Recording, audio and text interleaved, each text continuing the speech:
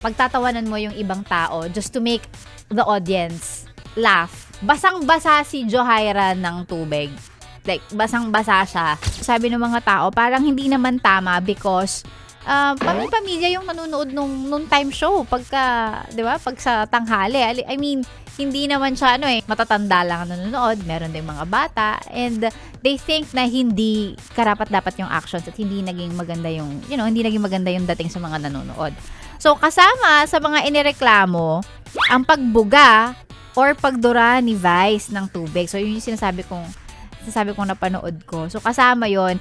And, okay, meron pang isang offensive and racist remark si Vice kung saan sinabihan niya na parang putik because yun nga, woman of color si Johaira. Kita naman natin. So, para sabi ng mga tao, parang teka lang, this is too much.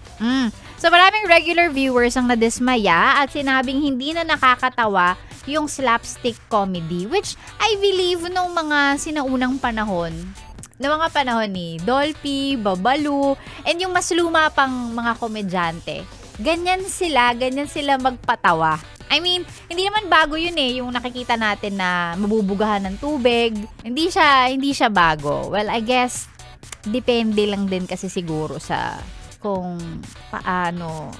Hindi ko alam. Kino-compare ko because nakakapanood ako ng mga dating eksena ni Vic Soto na umiinom siya ng kape, umiinom siya ng something, at nabubuga niya sa kasama niya, sa eksena. Pero parang pag titingnan mo, parang hindi naman yun masyadong direktang nabubuga dun sa tao Hindi ko lang alam. Ang blurred na niya sa memory ko. Pero hindi siya katulad nung eksena ni Vice dun kay Johaira dun sa noong time nila. Talagang basang-basa si Johaira ng tubig. Like, basang-basa siya. Talagang sa mukha niya sa kanya talaga yung tubig na buga. So, I don't know.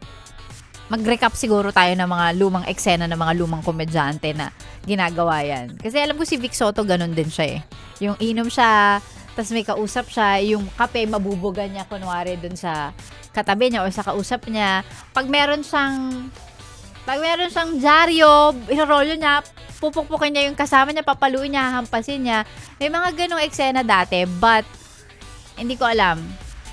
Feeling ko mas offensive yung etong eksena eksena nila Vice doon sa noon time show. But anyway, ako personally, hindi ko kaya yung ganong klase ng joke kasi. So, pagtatanungin niyo ako kung okay ba sa akin yung ganong klase na pagtatawanan mo yung ibang tao just to make the audience laugh, hindi ako mag-a-agree kasi hindi ganun yung style ko as a host.